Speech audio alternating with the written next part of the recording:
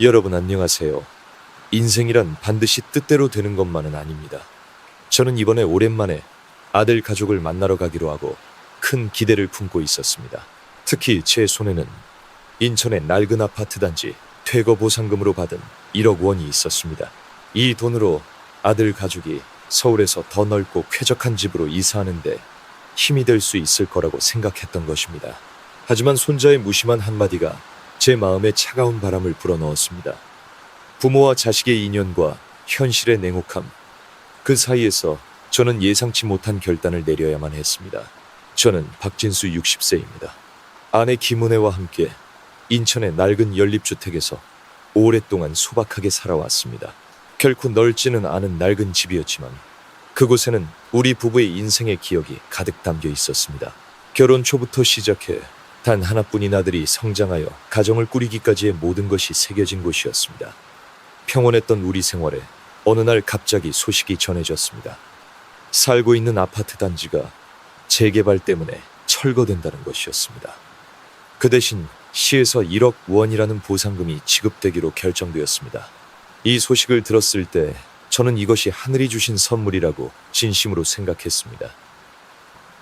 이제 노후는 걱정하지 않고 편안하게 지낼 수 있겠다고요. 우리 부부는 조용하고 녹음이 우거진 강원도 교외에 작은 아파트를 사서 마지막 세월을 평온하고 안락하게 보내는 꿈을 꾸고 있었습니다. 하지만 제가 안심의 상징이라고 생각했던 그 돈이 아들 가족과의 사이에 미묘한 균열을 만들게 될 줄은 꿈에도 몰랐습니다. 어느 날 낡은 여행 가방을 끌며 서울에 있는 아들 집을 찾아갔습니다. 앞으로의 생활에 대해 상의하려는 생각에 마음은 가벼웠습니다. 하지만 손자의 천진난만한 한마디가 제 마음을 한순간에 무겁게 짓누르며 현실의 혹독함을 깨닫게 되는 순간이 되었습니다. 아들 박준영은 우리 부부에게 무엇보다 큰 자랑이었습니다. 어릴 때부터 총명하고 노력가였던 아들이 서울대학교에 합격했을 때는 눈물이 멈추지 않을 정도로 기뻤습니다. 졸업 후 준영이는 서울에서 취직해 화려하고 치열한 세상에 뛰어들었습니다. 처음에는 집세 비싼 서울에서 비좁은 단칸방에 산다는 말을 듣고 마음이 아파 차라리 돌아왔으면 좋겠다고 생각한 적도 있었습니다. 하지만 준영이는 항상 괜찮아요. 젊을 때는 고생하는 게 당연하죠 라며 웃으며 대답해 주었습니다. 힘든 나날 속에서도 아들은 결코 부모를 잊지 않았습니다. 설날이 되면 붐비는 기차에 몸을 싣고 작은 선물과 어머니를 위한 새 목도리를 들고 찾아오곤 했습니다. 어느 해에는 손목시계를 선물해주며 이거 차고 식사 시간 잊지 마세요 라고 웃으며 말해 주었을 때의 따뜻함은 지금도 잊을 수 없습니다. 멀리 떨어져 있어도 짧은 통화 속에서 아버지 어머니 건강하시죠 라며 걱정해주는 말은 무엇보다 큰 힘이 되었습니다. 저는 줄곧 믿고 있었습니다. 거리가 있어도 우리 부자의 인연은 변하지 않는다고요. 하지만 현실은 조금씩 변하고 있었는지도 모릅니다. 저는 아무리 생활이 변해도 아들은 변함없이 부모를 소중히 여길 것이라고 믿었습니다. 하지만 시간이 흐르고 준영이의 일이 순조롭게 풀리면서 우리와의 사이에 보이지 않는 거리가 생긴 것처럼 느껴졌습니다. 처음에는 바쁘겠거니 하고 스스로를 타이르곤 했습니다.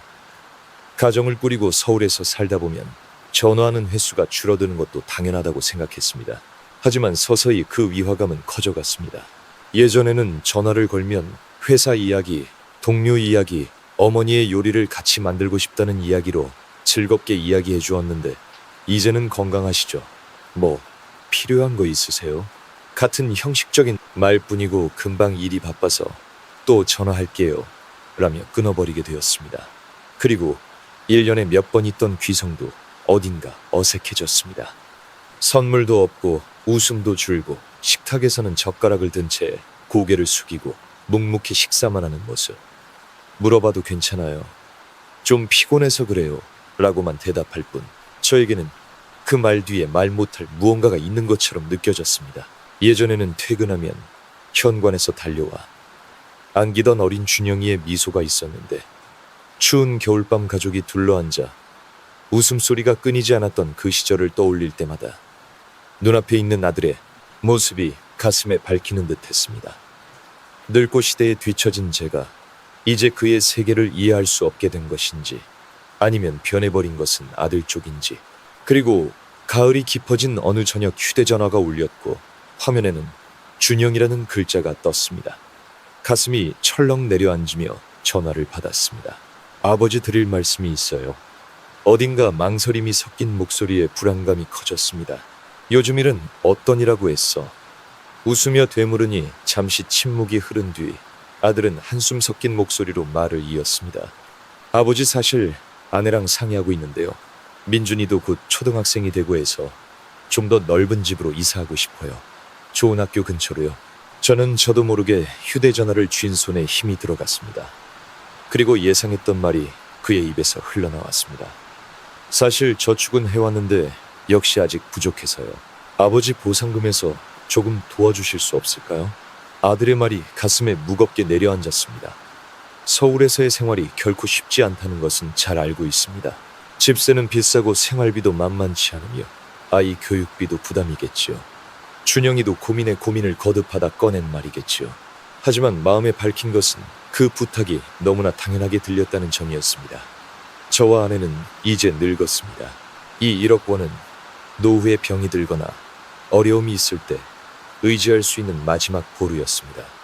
만약 전부 주어버린다면 정작 필요할 때 누가 우리를 돌봐줄까요? 어릴 적 제게 무언가를 사달라고 할 때마다 두 손을 모으고 감사합니다라며 기뻐하던 그 아이는 어디로 가버린 걸까요? 언제부터 부모의 지원이 감사의 대상이 아니라 당연한 권리가 되어버린 걸까요? 알았다. 조만간 들르마. 저는 그렇게 대답하는 것이 고작이었습니다. 전화를 끊은 후 창밖을 멍하니 바라보았습니다. 예전에 살던 아파트 단지는 이제 철거되고 고층 아파트들이 들어서고 있습니다. 도시는 변하고 사람도 변합니다. 눈앞의 아들도 예전의 순수한 소년이 아니라 계산과 압박 속에서 살아가는 한 명의 어른이 되어 있었습니다. 그날 밤 조용한 집에서 혼자 앉아 저는 몇 번이고 생각을 거듭했습니다. 인천시에서 지급된 1억 원의 보상금. 본래는 저와 아내 은혜의 노후 자금으로 남겨둘 생각이었습니다. 하지만 문득 이런 생각이 들었습니다. 우리 부부에게는 단 하나뿐인 아들 준영이가 있을 뿐입니다. 돈은 어차피 형태가 있는 것에 불과합니다.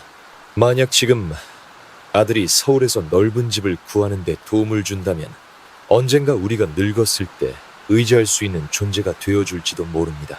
좋은 학교 근처의 새 집에서 손자 민준이가 마음껏 성장해가는 모습을 상상하니 마음이 조금 가벼워지는 것 같았습니다.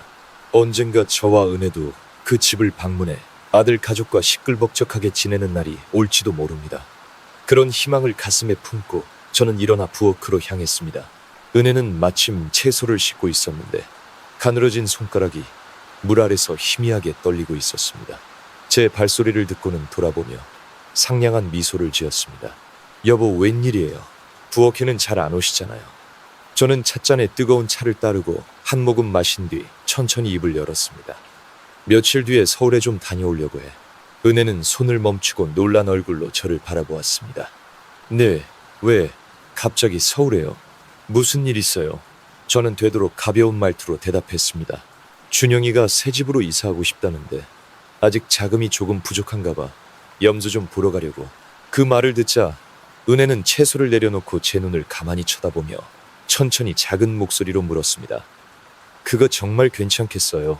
이 돈은 우리 노후를 위해 남겨둔 거잖아요. 저는 손을 저으며 작은 한숨과 함께 마음속 갈등을 숨기고 말했습니다. 돈은 안 쓰고 놔둬봤자 그냥 종이 조각일 뿐이야. 그것보다 어려울 때 도와주면 분명 언젠가 우리에게도 돌아올 거야. 은혜는 깊은 숨을 내쉬며 말없이 저를 계속 바라보았습니다. 불안을 완전히 떨치지 못했다는 것은 그 표정에서 충분히 전해져 왔습니다. 그럼에도 그녀 역시 저와 마찬가지로 부모와 자식의 인연을 믿고 있었습니다. 자신들이 정성을 다해 키운 아들이 결코 부모를 버리지 않을 것이라고. 핏줄이라는 것은 그렇게 쉽게 희미해지는 것이 아니라고. 그 마음에 우리는 희망을 걸었습니다. 다음 날 아침 저는 서울 갈채비를 시작했습니다. 낡은 작은 여행 가방에 낡은 옷을 가지런히 접어 넣으면서 문득 준영이가 귀성하던 시절이 떠올랐습니다. 그 시절에는 작은 선물을 들고 이런 일이 있었어요라며 신나게 이야기해주던 아들의 미소가 있었습니다. 하지만 지금은 전화도 뜸해지고 귀성도 용건만 말하고 끝나버리게 되었습니다. 분명 바쁘겠지. 가족도 있고 일도 힘들 테니 스스로에게 그렇게 타이르면서도 어딘가 마음에 구멍이 뚫린 것 같았습니다. 이번 서울행은 단순히 금전적인 도움뿐만 아니라 아들의 생활 모습을 직접 보고 싶은 마음도 있었습니다. 사회는 변해도 부모 자식 간의 정은 변하지 않는다고 믿고 싶었습니다. 1억 원을 전부 가져가서 아들이 안심하고 살 수 있도록 힘이 되어주자. 단 하나뿐인 아들이니까 그 행복을 지켜주는 것이 내 역할이라고 생각했습니다. 약간의 불안과 큰 희망을 가슴에 품고 저는 KTX에 올라 서울로 향했습니다. 마음속으로 그리는 것은 준영이가 새 집에서 안정되고 손자 민준이가 좋은 학교에 다니며 온 가족이 웃으며 지내는 모습, 나아가 언젠가 우리 부부도 그 집에서 함께 살며 손자를 등하교시키고 온 가족이 저녁 식사를 함께하는 날이 올지도 모른다는 꿈까지 꾸고 있었습니다. KTX가 서울역에 도착하자 준영이와 그의 아내 지연이가 플랫폼에서 기다리고 있었습니다. 제 모습을 발견하자 준영이는 달려와 기쁜 듯이 말을 걸었습니다. 아버지, 고생 많으셨어요. 자, 집에서 푹 쉬세요. 집에 도착하자마자 지연이는 바로 뜨거운 차를 내어 양손으로 건넸습니다. 아버님, 긴 여행 고생하셨어요.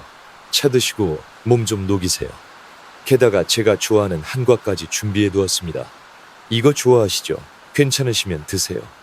저는 순간 당혹감을 감출 수 없었습니다.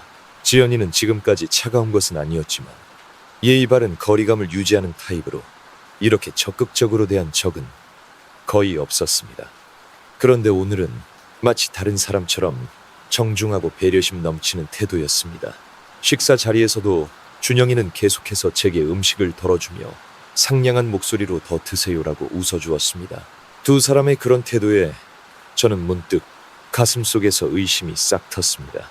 혹시 이 친절은 내가 그 돈을 가져왔기 때문인가 하지만 곧바로 아니야, 의심하면 안 돼. 이들은 내 아들이고 며느리야, 가족이라고. 그렇게 스스로를 타일렀습니다. 두 사람의 미소를 보고 있자니 지금까지의 고생이 보상받는 듯한 자부심과 안도감이 퍼졌습니다. 고생 많았다. 새 집을 구하면 이제 더 안정되겠구나. 제가 그렇게 말을 건네자 준영이는 눈을 빛내며 대답했습니다. 네 아버지, 넓은 집에서 민준이도 편하게 통학할 수 있을 거예요. 정말 감사합니다. 지연이도 활짝 웃으며 말했습니다. 아버님, 민준이가 초등학교에 들어가니까 환경이 좋은 곳에서 키워주고 싶어요. 저는 두 사람을 바라보며 조용히 고개를 끄덕였습니다. 그들은 가족의 미래를 위해 필사적인 것이다. 그렇게 생각하니 도와주는 것엔 망설임이 없는 것처럼 느껴졌습니다. 다만 문득 깨달은 것은 그 식사 시간 동안 단 한 번도 어머니는 건강하세요라는 말이 두 사람의 입에서 나오지 않았다는 것이었습니다. 그들이 보고 있는 것은 오직 나와 내가 가진 돈뿐인가. 그런 작은 의심이 가슴을 스쳤습니다. 아니야, 너무 많이 생각하는 거야. 저는 스스로를 타일렀습니다. 그러자 준영이가 한층 더 진지한 표정으로 말을 이었습니다. 아버지 새집이 완성되면 꼭 같이 사세요. 저희도 어머니랑 아버지를 가까이서 모시고 싶어요. 그 말에 가슴이 뜨거워졌습니다. 부모를 생각해주는 마음만큼 기쁜 것은 없습니다. 고맙다. 하지만 우린 이제 늙었어. 너희들이 행복하면 그것만으로 충분하다. 그렇게 대답하자 준영이는 고개를 저으며 진지한 눈빛으로 말했습니다. 아버지 어머니 정말 같이 사세요. 민준이도 할아버지 할머니가 가까이 계시면 좋아할 거예요. 손자의 이름을 듣는 순간 제 마음은 더욱 부드러워졌습니다. 앞으로 함께 보낼 시간이 찾아올지도 모른다. 손자를 등하교시키고 함께 저녁을 먹는 나날, 그 미래를 상상하니 이 결정은 분명 틀리지 않았다고 생각되었습니다. 다음 날, 낮 준영이와 지연이는 쇼핑을 나갔고 저는 손자 민준이와 둘이서 집에 남았습니다. 민준이는 거실 바닥에 앉아 알록달록한 레고 블록에 열중하고 있었습니다. 작은 손으로 능숙하게 블록을 조립하는 천진난만한 눈동자는 빛나고 있었습니다. 저는 살며시 옆에 앉아 미소를 지으며 말했습니다. 민준아, 성을 만들어 보렴. 할아버지가 그걸 진짜 성으로 만들어줄게. 그저 손자를 기쁘게 해주고 싶어서 한 농담이었습니다. 그런데 민준이는 확 고개를 들고 똑바로 저를 쳐다보며 입을 열었습니다. 할아버지는 돈 많은 바보래요. 그 말은 차가운 바람처럼 제 가슴에 밝혔습니다. 미소가 굳었고 귀를 의심했습니다. 등골에 차가운 것이 흘렀습니다. 저는 평정을 가장하며 떨리는 목소리로 물었습니다. 민준아, 왜 그런 말을 하니? 누가 가르쳐 줬어?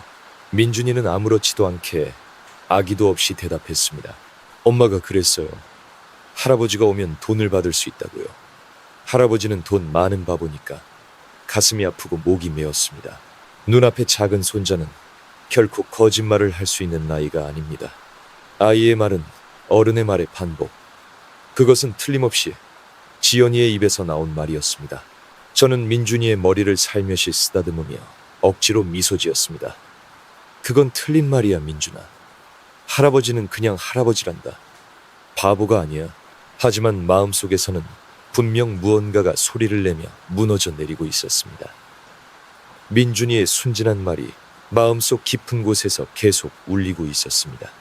어제 지연이의 부자연스러울 정도의 상냥함, 준영이의 어딘가 어색한 미소, 모든 것이 하나의 선으로 연결되었습니다.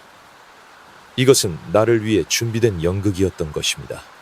저는 심호흡을 하고 마음을 진정시키려 했습니다. 화를 내서는 안 된다. 지금은 아무 말도 하지 않고 그저 조용히 지켜보자고 결심했습니다. 그들이 어디까지 연기하는지 지켜보고 싶었습니다. 그날 저녁 두 사람이 쇼핑에서 돌아왔습니다. 양손에 큰 쇼핑백을 들고 밝은 목소리로 현관에 들어섰습니다. 아버님, 다녀왔습니다. 좋은 거 많이 사왔어요. 준영이는 과일 바구니를 제 앞에 놓았습니다. 아버님, 이거 좋아하시죠? 드세요. 지연이는 바로 과일을 깎아 웃는 얼굴로 제게 내밀었습니다. 아버님, 드세요. 분명 좋아하실 것 같아서 사왔어요. 저는 두 사람을 바라보며 마음이 무겁게 가라앉는 것을 느꼈습니다. 만약 민준이의 천진난만한 한마디를 듣지 못했다면 이 대접을 진심으로 기쁘게 받아들였을 것입니다. 하지만 지금은 모든 것이 계산된 연극으로밖에 보이지 않았습니다. 저는 미소 지으며 말했습니다. 신경 쓰게 해서 미안하구나. 그 후 저는 말없이 앉아 있었습니다. 준영이와 지연이가 부엌에서 요리를 하고 식사를 차려오는 모습을 그저 바라볼 뿐이었습니다. 두 사람의 목소리는 활기차고 웃음도 끊이지 않았지만 저에게는 그 모든 것이 얄팍하게 느껴졌습니다. 아무리 정성껏 돌봐주어도 마음속에서는 조용한 슬픔과 깊은 실망이 소용돌이치고 있었습니다. 밤이 깊어 이불에 누워도 잠을 이룰 수 없었습니다. 그저 어두운 천장을 바라보며 무거운 생각에 잠겨 있는데 옆방에서 작은 속삭임이 들려왔습니다. 여보, 내가 말했잖아요. 아버님은 그냥 좋은 말 몇 마디 해주면 바로 고개를 끄덕이신다니까. 그건 지현이의 목소리였습니다. 저는 저도 모르게 숨을 죽였습니다.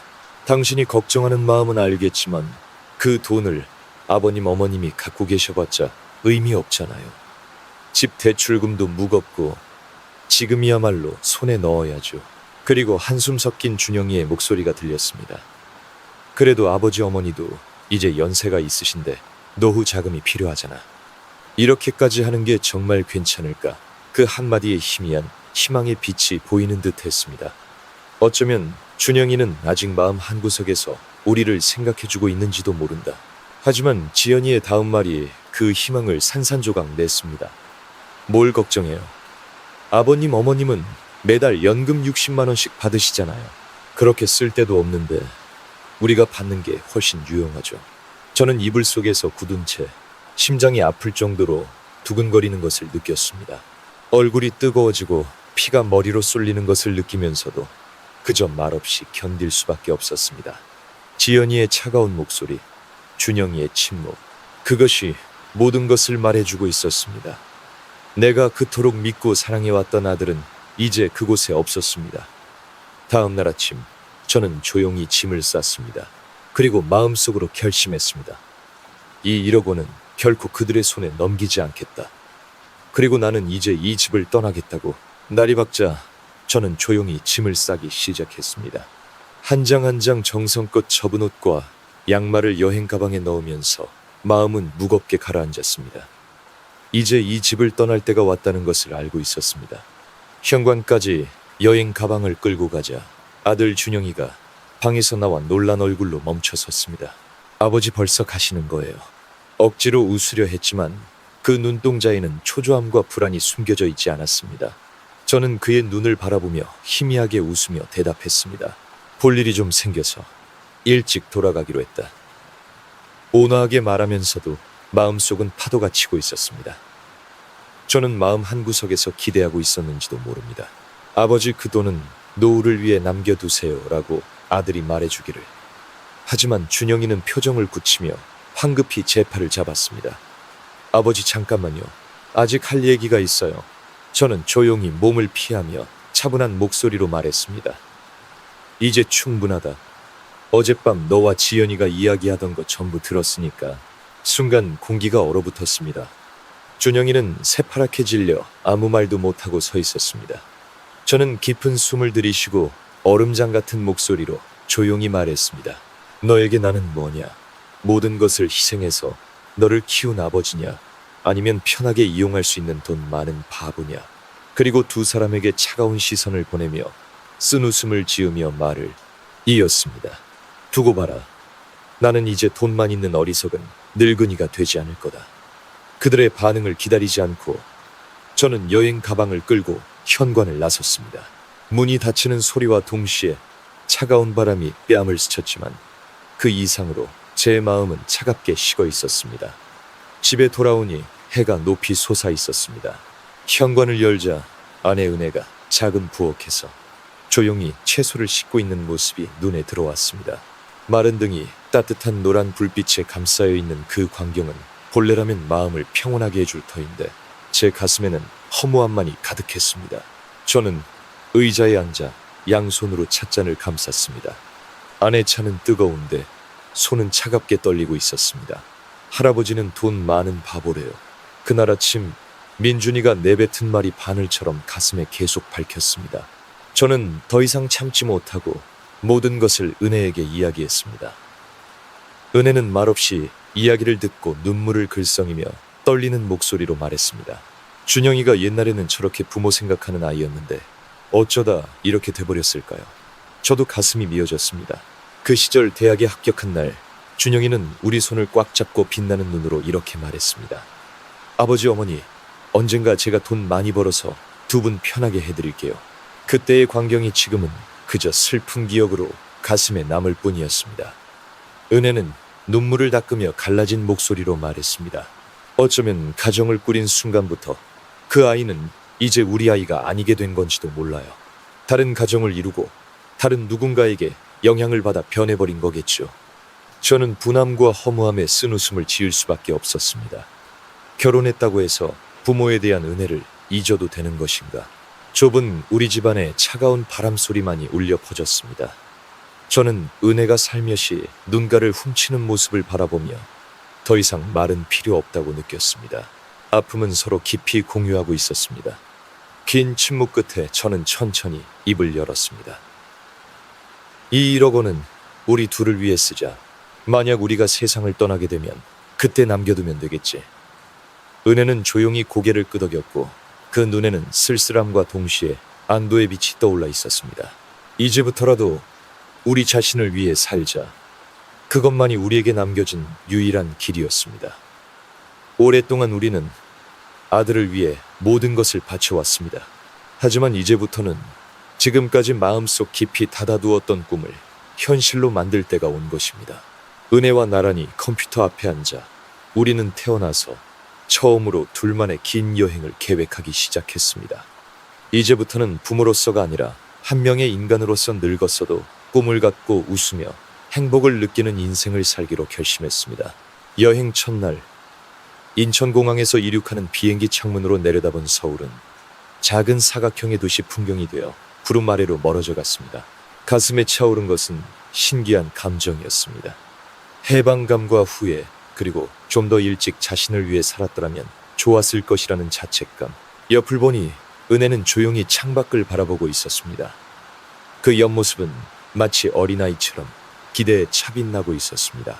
생각해보면 진정한 의미에서 둘만의 여행을 떠나는 것은 30년 만이었습니다.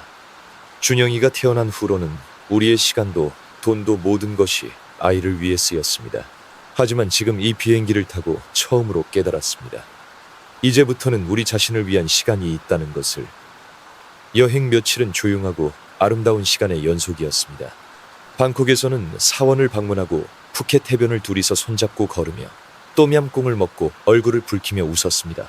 말레이시아에서는 밤하늘에 빛나는 페트로나스 트윈타워를 올려다보며 지금 이 순간을 살아있음을 진심으로 느꼈습니다. 하지만 아무리 과거를 끊어내려 해도 준영이와 지연이로부터의 전화는 끊이지 않았습니다. 처음에는 그저 안부 확인인가 싶었습니다. 하지만 셋째 날이 되자 스마트폰 화면에 준영이의 이름이 몇 번이고 계속 깜박였습니다. 저는 그 불빛을 가만히 쳐다보다 깊은 숨을 내쉬었습니다. 그리고 살며시 손가락으로 거절 버튼을 눌렀습니다. 몇 분 후 다시 스마트폰이 진동하며 메시지가 도착했습니다. 아버지, 저희가 잘못했어요. 지연이는 그런 뜻으로 말한 게 아니라 오해예요. 아버지, 제발 화 푸세요. 돌아오시면 다시 차분하게 이야기 나눠요.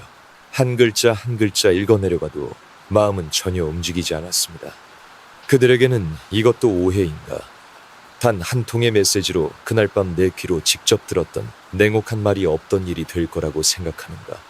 달콤한 말 몇 마디로 내가 다시 편하게 돈을 내주는 늙은이로 돌아올 거라고 생각하는가? 저는 작게 쓴웃음을 지었습니다. 준영아, 아버지는 지금까지 너에게 모든 것을 줄 각오로 살아왔다. 네가 행복하다면 그것만으로 충분하다고 생각했다.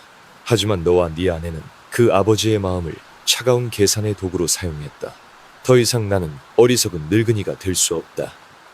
스마트폰을 테이블에 내려놓자 창밖으로 펼쳐진 랑카위의 푸른 하늘과 하얀 해변이 눈에 들어왔습니다. 밀려왔다. 밀려가는 파도가 낡은 발자국을 조용히 지워갑니다. 마치 제 마음도 새로운 기분으로 덧칠해지는 것 같았습니다. 저는 살며시 은혜의 손을 잡았습니다. 그녀는 상냥하게 미소로 화답해 주었습니다. 이제 과거의 굴레를 넘어 앞으로는 우리 자신의 인생을 살 때입니다. 이 이야기를 다 읽고 저는 한동안 말을 잃었습니다. 이것은 박진수 씨 부부만의 이야기가 아니라 지금까지 제가 수없이 만나왔던 어르신들의 모습 그 자체이기 때문입니다. 노후에 바라는 것은 매우 소박합니다. 효심 깊은 자식과 손주가 곁에 있어주는 것, 평온한 가정에서 지내는 것, 마음 편한 나날을 보내는 것. 하지만 현실은 반드시 그렇지만은 않습니다. 어릴 때는 반드시 효도하겠다고 입버릇처럼 말하던 자식들이 어른이 되어 사회의 거친 파도와 욕심에 휩쓸려 이윽고 그 약속을 잊어버리는 경우도 적지 않습니다. 부모에게 가장 괴로운 것은 결코 돈의 부족이 아닙니다. 그것은 평생을 바쳐온 사랑과 희생이 자식에게 가볍게 여겨지고 때로는 이용당하는 것입니다. 얼마나 자랑스럽게 키워왔는가. 그만큼 배신당했을 때의 아픔은 깊이 밝힙니다. 그렇기 때문에 저는 어르신들께 진심으로 말씀드리고 싶습니다. 누군가에게 너무 기대하지 마십시오. 비록 피를 나눈 자식이라 할지라도 사랑하는 것과 의존하는 것을 혼동하지 마십시오. 돕는 것은 중요하지만 자신을 희생하면서까지 줄 필요는 없습니다. 노후는 자기 자신을 위해 사는 시간입니다. 가족을 위해, 자식을 위해 헌신해온 긴 세월을 넘어 이제야말로 자신의 마음과 몸을 돌보고 자신이 꿈꿔왔던 것을 이룰 때인 것입니다. 박진수 씨 부부의 결단은 슬픔 속에 잠기는 것이 아니라 앞으로의 인생을 자신들을 위해 다시 살아간다는 힘찬 선택이었습니다. 가진 돈을 지키고 노후의 안정을 확보하며 꿈이었던 여행을 떠나 웃음과 평안, 그리고 잊고 있던 희망을 되찾았습니다. 이 이야기에서 여러분께 전하고 싶은 교훈은 4가지입니다. 첫째, 돈은 노후를 위한 것입니다. 결코 자식이나 손주의 차가운 태도를 사기 위한 것이 아닙니다. 많은 어르신들과 이야기하며 돈은 아깝지 않지만 마음이 서운하다는 말을 몇 번이고 들어왔습니다. 평생 열심히 일해 모은 돈, 본래는 자신들이 안심하고 노후를 보내기 위한 것이어야 합니다. 그런데 그 돈이 부모를 걸어다니는 지갑으로 보이게 하고 자식의 욕망을 불러일으키는 것으로 변해버리기도 합니다. 나이를 먹은 지금 돈은 단순한 종이 조각이 아닙니다. 그것은 안심이고 아플 때를 대비하는 이불이며 비바람으로부터 지켜주는 우산이고 그리고 남에게 패기치지 않고 살아가는 자존심입니다. 정말 효심 깊은 자식은 부모에게 무리하게 하지 않습니다. 반대로 그렇지 않은 자식에게는 아무리 주어도 만족이란 없습니다. 그렇기 때문에 한순간의 정에 휩쓸려 모든 것을 내주어서는 안 됩니다. 노후 자금은 자신을 지키는 것입니다. 거짓된 상냥함에 속지 말고 자신을 지키는 마지막 보루로서 소중히 하십시오. 둘째, 상냥함에도 한계가 있습니다. 무한정 베풀기만 하면 결국 마음만 다칠 뿐입니다. 우리는 부모는 무조건적인 사랑을 주는 존재라고 배워왔습니다. 그것은 숭고한 일이지만 상대방이 감사를 잊어버렸을 때 그 상냥함은 이용당할 틈으로 변합니다. 박진수 씨가 들었던 돈 많은 바보라는 말은 얼마나 가슴 찢어지는 말이었을까요? 그것은 단순한 아이의 실언이 아니라 어른이 일상적으로 입에 담던 진실이었던 것입니다. 주기만 하는 것이 아니라 상대방에게 받는 책임을 가르치는 것도 부모의 역할입니다.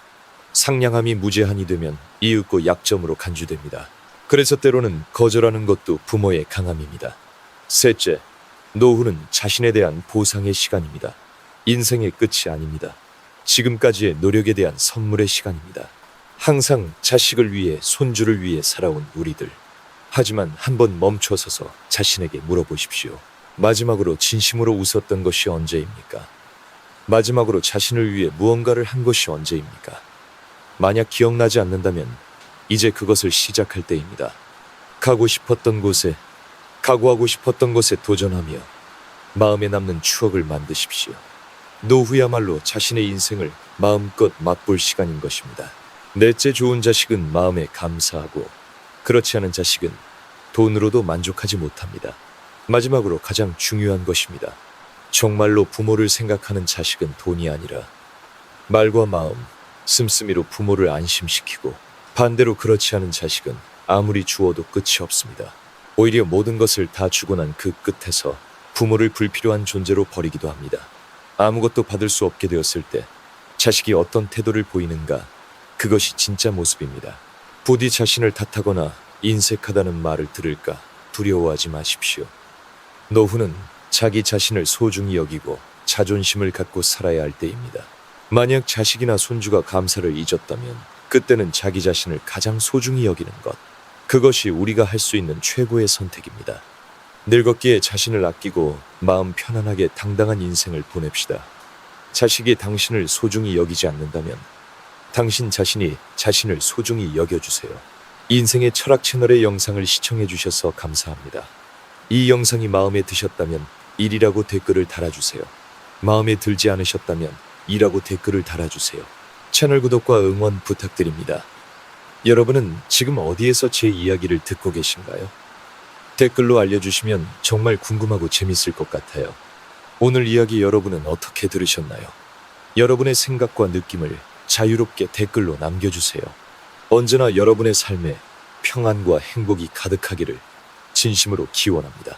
늘 건강하시고 좋은 일만 가득하세요. 혹시 여러분에게도 이렇게 나누고 싶은 특별하거나 재미있는 이야기가 있다면 언제든지 댓글이나 이메일로 보내주세요. 여러분의 소중한 이야기를 기다리겠습니다.